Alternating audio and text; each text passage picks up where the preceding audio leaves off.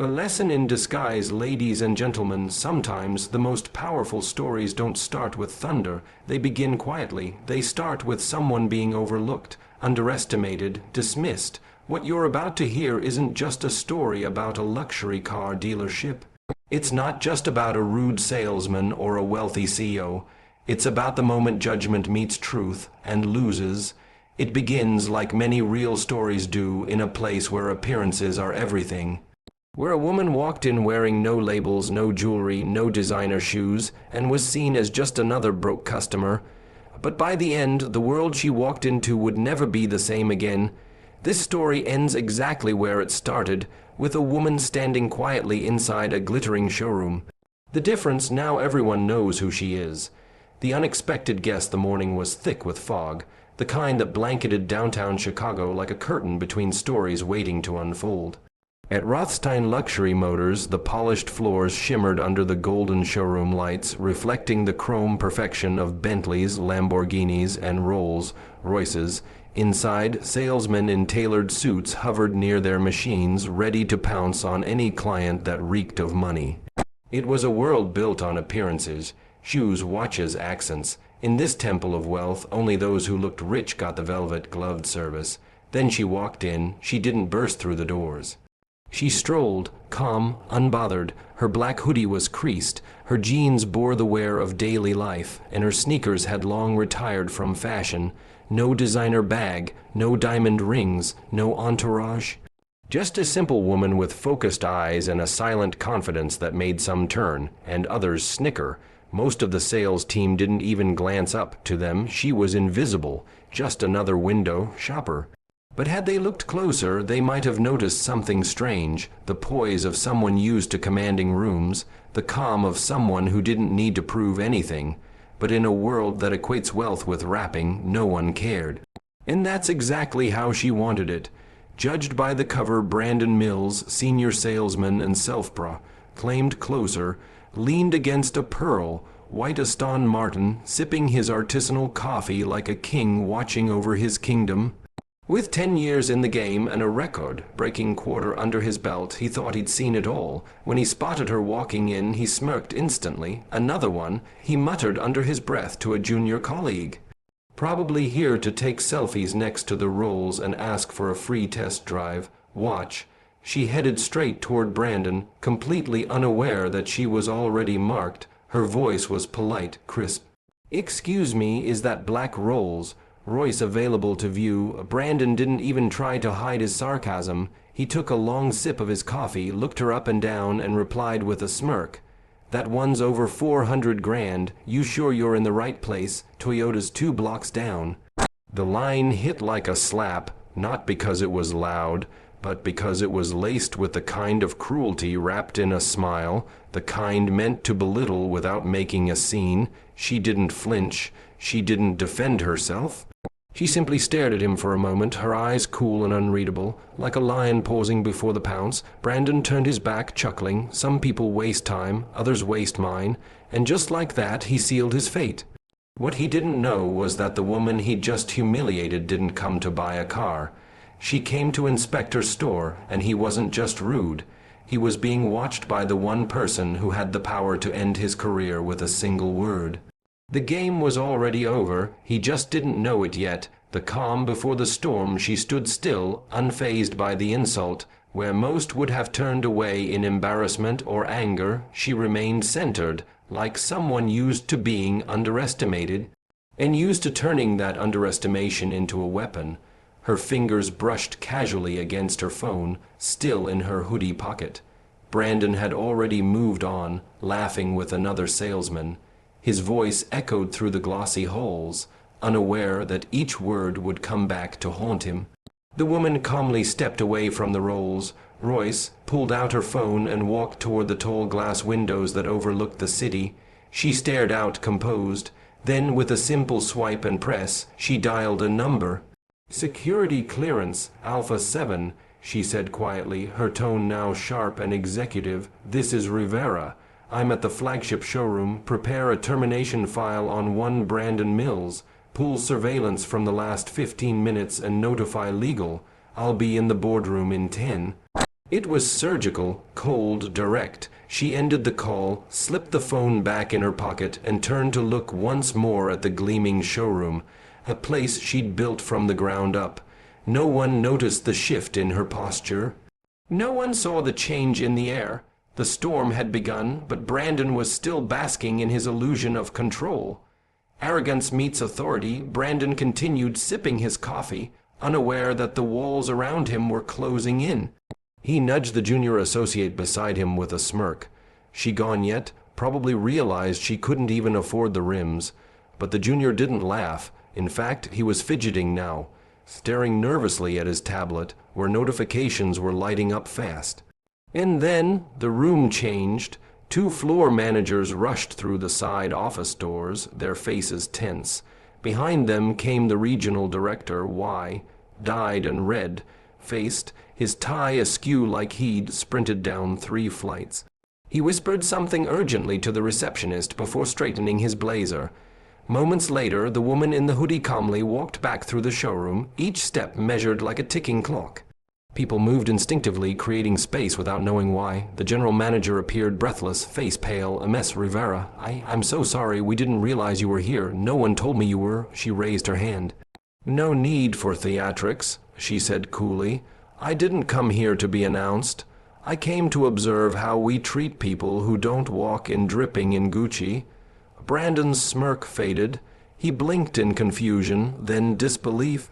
Wait, Ms. Rivera, he whispered, the CEO. She turned slowly to face him, her expression unreadable. Yes, I own Rothstein Motors, and congratulations, Mr. Mills, you've just given me the best live demonstration of what's wrong with our customer experience. His face drained of color. This is a misunderstanding. I didn't know, that's the point. She cut in. You didn't know, so you assumed. You disrespected a potential client, not realizing she owns the entire chain. You judged by outfit instead of attitude. You spoke down to me, and now you're done. All around them, the floor had gone silent. Phones stopped ringing. Salesmen stood frozen like mannequins. The silence was thunderous, and for the first time in his career, Brandon had no words, only regret. Revelation of the Queen, the silence inside the showroom was deafening. Every ticking second felt like thunder behind glass walls. The employees who had scoffed and dismissed her earlier now stood rigid, stealing glances at one another like children caught misbehaving. Ms. Rivera, still dressed in her faded jeans and hoodie, stood tall, her energy impossible to ignore. The only accessory she wore now was authority. The regional director, still panting from his rush, tried to step forward. Ms. Rivera, I had no idea you were visiting today. If we'd known, that's exactly why I didn't announce myself. She cut him off sharply. This was a surprise inspection. I wanted to see how people are treated when they don't look rich. And I got exactly what I came for. All eyes slowly turned to Brandon, who stood like a statue, mouth slightly open, hands limp at his sides. His voice came out in a nervous stammer. Listen, I didn't mean anything by it. It was just a joke. I thought you thought. Rivera said, her voice now icy calm, that wealth wears a uniform. That status is measured in shoes and bags. You thought it was safe to humiliate someone who didn't fit your image of a buyer. She walked closer, stopping just inches from him. I'm the owner of this company. I signed the paychecks. I created the sales model. I trained the first employees myself. And you mocked me, denied me service, and laughed behind my back. Not as a salesman making a poor call, but as a man who believes power wears Prada. Brandon swallowed hard, his arrogance evaporating by the second. For the first time, the confident closer had no closing line, no defense, no charm to hide behind. He had judged the Queen by her cloak, and now stood before the throne with nothing left. The house reacts the weight of a mess. Rivera's words sent a wave through the building. No longer just a silent audience, the employees began shifting. Phones stopped ringing. Coffee mugs were abandoned mid-sip. Every soul inside the showroom understood. The game had changed. Brandon tried once more, this time desperation bleeding through his voice. Please, I've been here 10 years. My numbers are always top. I didn't know. Give me a chance to make it right. You had your chance. Rivera said, not unkindly but firmly, you had 10 years to be better, one moment to act right, and you failed both. She turned to the floor manager and regional director. Prepare his termination. I want him escorted out within 15 minutes. He is not to speak to clients, not to handle property, not to make another sale. This man is no longer part of Rothstein Motors. A security officer, previously unnoticed, stepped forward silently and nodded. Brandon's face turned ghost white. Wait, you can't just fire me in front of everyone like this. She met his eyes one last time. Correction, I must fire you in front of everyone, because the lesson here is not just for you, it's for this whole house. The staff watched, breath held, as Brandon was quietly walked toward the exit. The same man who just minutes ago laughed at a woman he thought beneath him was now leaving with nothing but a shattered ego. As the doors closed behind him, Ms. Rivera looked across the room. We sell luxury, she said, but luxury without humanity is poison. If you don't know how to treat people with dignity regardless of what they wear, you don't belong here. There was no applause. Just silence, the kind that meant everyone was listening. Confronting the culture, the echo of the closing glass doors behind Brandon seemed to signal a shift, a turning of tides inside Rothstein Luxury Motors. But Ms. Rivera knew this wasn't just about a single man. Brandon was a symptom, not the disease. She took a slow breath and turned back toward the stunned staff, her voice now calm, but carrying the unmistakable force of leadership forged through grit, failure, and triumph.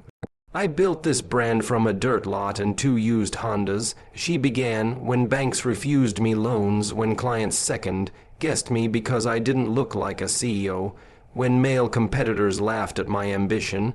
Her voice grew sharper. And now I walk into my showroom dressed like any regular person, and I'm treated like I don't even belong here. Why? Because I wasn't wearing heels or holding a Birkin. The staff lowered their eyes. Some flushed with shame, others shifted uncomfortably. This isn't just about Brandon, she said. This is about the culture we've allowed to take root. About how some of you think you can measure a buyer by their wristwatch. About how some of you speak differently to clients depending on their accent or clothing or skin tone. A pause. Tension crackled in the air. She scanned the room slowly, meeting eyes, not flinching. Let today serve as a reminder. We do not sell cars. We sell trust. We sell respect. We sell an experience. If we can't give that experience to everyone who walks through those doors, then we are nothing more than a fancy garage. The unexpected promotion after the storm, there was stillness. The kind of silence that settles only when truth has stripped a place bare, but in that stillness something else stirred hope. Ms. Rivera turned toward the one person who hadn't scoffed, hadn't mocked, hadn't assumed. You, she said, pointing gently to the junior associate who had stood quietly through it all. The young man stepped forward nervously. Me, she nodded. When I walked in, you didn't jump to serve me, but you didn't ignore me either. You didn't sneer, you didn't laugh, you didn't know who I was, and still you treated me like a human being. That's what real customer care looks like. His eyes widened. I just thought you were a guest like anyone else. Exactly, she replied with a small smile. That's what this place needs more of. She turned to the general manager. Effective immediately, promote him to sales director of this showroom. Triple his commission rate for the next 90 days, and assign him 2 senior mentors. We grow the good, not just weed out the bad. Gasps rippled across the floor. The young associate stood frozen in shock, almost unable to breathe. Ma'am, I don't know what to say. Say it through your work. Rivera said, lead with humility, sell with integrity, and remember how it felt to be overlooked, so you never do the same. There was a lesson in her promotion, not just about reward, but about recognition. That sometimes the smallest gestures of respect carry the loudest echoes. And in that moment, beneath the flickering lights and gleaming cars, a new chapter of leadership quietly began. A legacy rewritten. The air inside the showroom felt new, like the first breeze after a storm clears. Ms. Rivera's words still lingered, echoing louder than the luxury engines that once defined the space. As the newly promoted sales director tried to steady his breath, the staff began to move again. Not out of routine, but out of a strange new awareness. The foundation had shifted. Rivera hadn't just fired a man, she had redefined the rules of the game. And she wasn't done. I want weekly cultural audits. She instructed the general manager, random visits, secret shopper tests, and I want bias training rolled out to every employee in the region, including management, starting tomorrow. Heads nodded in quick succession. No one dared question her now, not out of fear, but out of respect for the authority that had revealed itself not in fury, but in fairness. We're going back to our roots, she continued. Where every customer matters, where excellence is defined by how we treat the person before we check their wallet. There was clarity in her tone, the kind that comes from someone who had once been ignored in rooms full of men in suits. From someone who had once sold cars out of the back of a warehouse and now sat at the top of an empire. Ms. Rivera didn't need a throne, she carried it within her, and that day she reminded everyone that the brand bore her name not just in title, but in spirit. And with that, she turned, no fanfare, no entourage, and walked past the rows of polished machines, her steps echoing like punctuation marks on a rewritten legacy. Full circle, and the quiet thunder outside, the sky had begun to clear. Sunlight filtered down onto the dealership's glass facade, casting reflections of silver curves and quiet power. The young sales director, still stunned, still unsure, stood near the desk he'd once only cleaned. He watched Ms. Rivera's figure recede into the distance and whispered something under his breath. Thank you. She didn't hear it. She didn't need to. Back inside, the rest of the staff returned to their duties, only this time with a new awareness. Every customer who walked in that day, whether in a business suit or basketball shorts, was greeted with a smile that came not from policy, but from understanding. Rivera's quiet thunder had changed something fundamental. It wasn't the dealership's cars that gleamed brighter, it was the character behind them. One mistake had pulled the curtain back. One woman had reminded an entire organization what true class really looked like. And as she stepped into her own car, an older model she had refused to replace out of principle, she smiled to herself. They thought she was just another broke customer, but she didn't just own the building. She owned the standard, more than just a customer in the end. The story didn't just expose one man's arrogance. It exposed a system that had forgotten its foundation, respect, integrity, humanity. That woman in the hoodie. She didn't raise her voice, she didn't show off her wealth. She simply held up a mirror and let the truth do the talking. She was mistaken for just another broke customer, but she was the CEO. She was the builder of empires. She was the quiet thunder behind the luxury, and as she left that day calm, composed, unchanged on the outside, everyone inside the building had changed forever, because real power doesn't need to be announced. It simply arrives and it is felt, the end.